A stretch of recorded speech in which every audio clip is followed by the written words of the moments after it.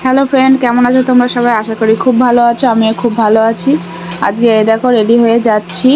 আমাদের এখানে রথযাত্রা উপলক্ষে একটা ছোট্ট মেলা বসেছে, সেখানেই যাচ্ছি কীর্তন শুনতে। এই দেখো চলে এসেছি মেলায়।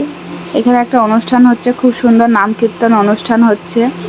সেখানে আমরা এসেছি, আমি আর আমার মা আর আমার ছেলে 3জন মিলে এসেছি। দেখতে পাচ্ছ এখানে মেলার মতো বসেছে। এটা আমাদের বাড়ির কাছে একটা মন্দিরে অনুষ্ঠানটা হতো, কিন্তু প্রচুর লোকের ভিড় হয়, যার জন্য জায়গা দিতে পারে না। মানে মন্দিরটা খুব ছোট, তাই এই মাঠে, এটা আমাদের স্টেশনের কাছে নিচু বাজার ফুটবল ক্লাব মাঠ, এই মাঠে এই অনুষ্ঠানটি অনুষ্ঠিত হচ্ছে।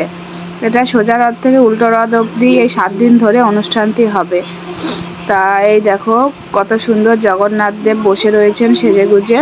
এখানে অনুষ্ঠান হচ্ছে, বিভিন্ন রকমের সাংস্কৃতিক অনুষ্ঠান এখানে হয়, এবং মায়াপুর থেকে অনেক উচ্চ পদস্থ প্রভুরা আসেন এখানে অনেক কিছু মানে জ্ঞান দিতে, মানে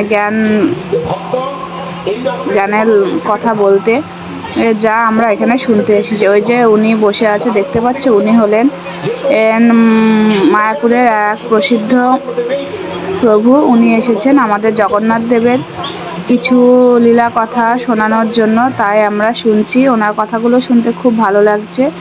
ওনার লীলা কথার পর এই যে অনুষ্ঠান হচ্ছে, সাংস্কৃতিক অনুষ্ঠান, এরা সব ইস্কনের ছেলে মেয়ে। এরা বিভিন্ন ঠাকুরের গানের ওপর নৃত্য পরিদর্শন করে, নৃত্য অনুষ্ঠান করে। তা দেখতে খুবই ভালো লাগে। দেখতে পাচ্ছ কত সুন্দর নৃত্য অনুষ্ঠান করছে। গত বছরও এসেছিলাম দেখতে, এবছরও এসেছি। আমার তো খুব ভালো লাগে।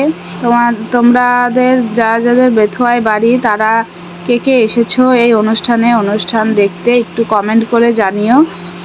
দেখতে পাচ্ছ কত সুন্দর কৃষ্ণ সেজে, সখী সেজে নৃত্য অনুষ্ঠান করছে।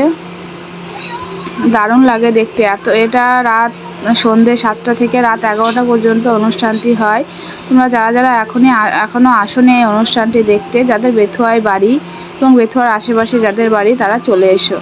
অনুষ্ঠানের শেষে এখানে খিচুড়ি প্রসাদ বিতরণ করছে, তাই খিচুড়ি প্রসাদ নিয়ে নিলাম আমি আর আমার মা। তা খিচুড়ি প্রসাদ খেতে খুব ভালো লাগে আমার। খেয়ে নিলাম, খেয়ে এবার বাড়ি যাব। ওই যে আমার ছেলে ফুচকা খাচ্ছিল, ফুচকা খাওয়া হয়ে গেছে। এবার অনেকটা রাত হয়ে গেছে, এখন রাত 10:30 বাজে।